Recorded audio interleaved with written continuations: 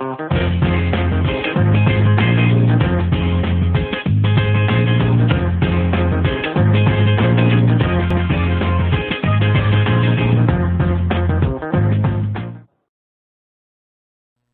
guys, today's tuturuan ko kayo kung paano mag-install ng LinuXmint. Siyempre, kailangan nyo ng USB, bootable. Una, plug in lang. Then, power on. Press natin yung boot option sa unit niyo. So, piliin natin yung USB. So, ayan, naka-multi-bootable OS ako. So, select natin yung LinuXmint. Enter lang. So, ayan po. So, start LinuXmint natin. Enter lang.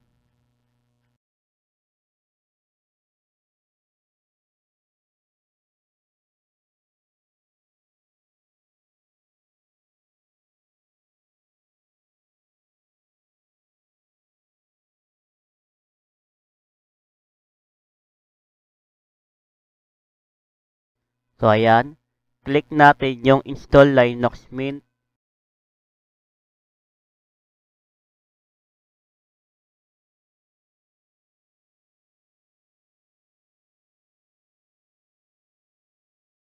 So, ito. Continue lang natin. English talaga tayo.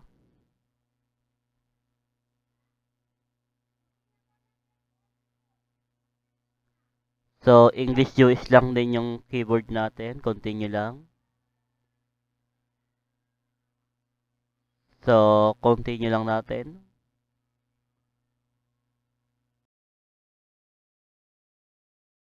So, ayan. Pwede natin mag-install yung Linux Mint kasama ng other Windows or erase natin lahat. So, pipiliin ko yung erase para Linux Mint lang. Then, continue. So, install now natin.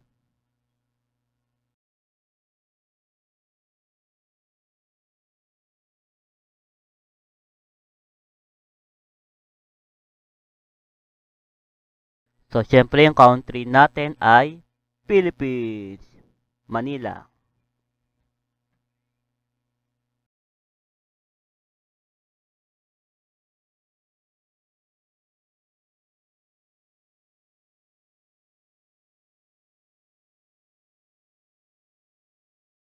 So, ayan, Philippines. Then, continue natin.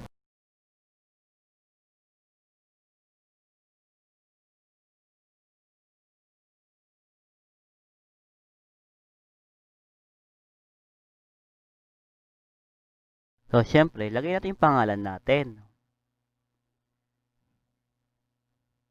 Then, lalagay din tayo ng password para safe na safe.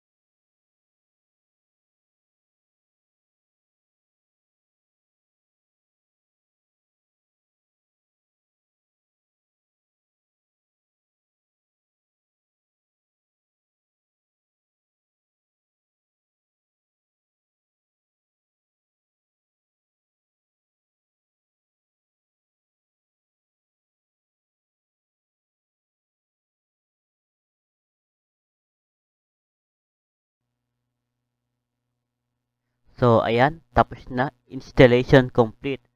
So, click natin yung restart.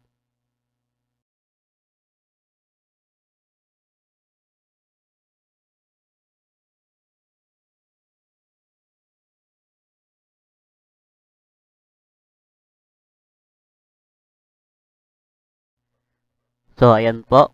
Alisin natin yung USB. Then, click natin yung enter.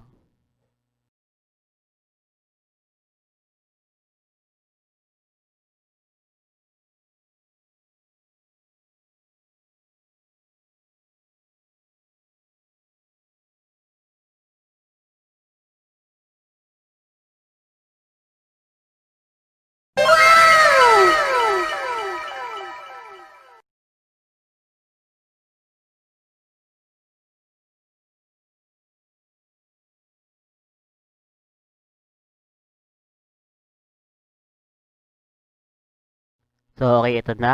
Type natin yung password na ginawa kanina.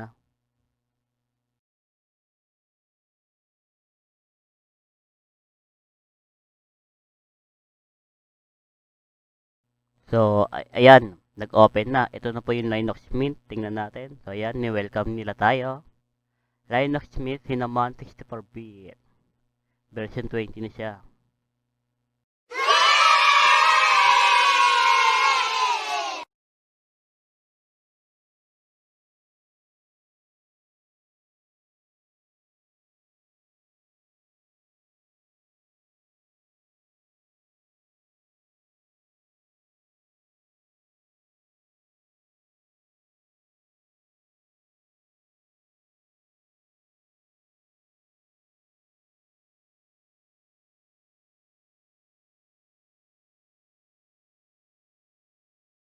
So, ito naman yung kanyang system info. Dito makikita yung version, yung processor sa yung memory, yung graphics card or saka mga driver.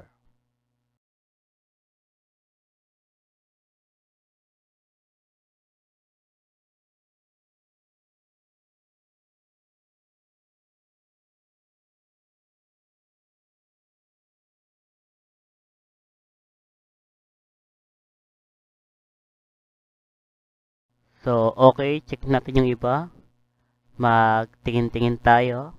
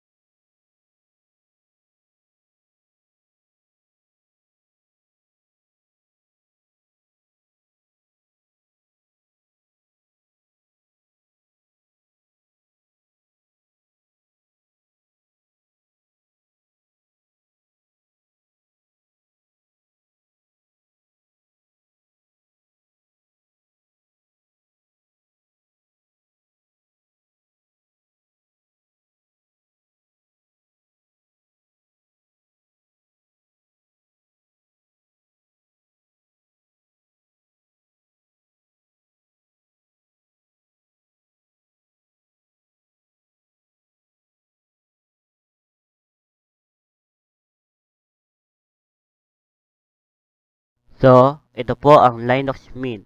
Salamat!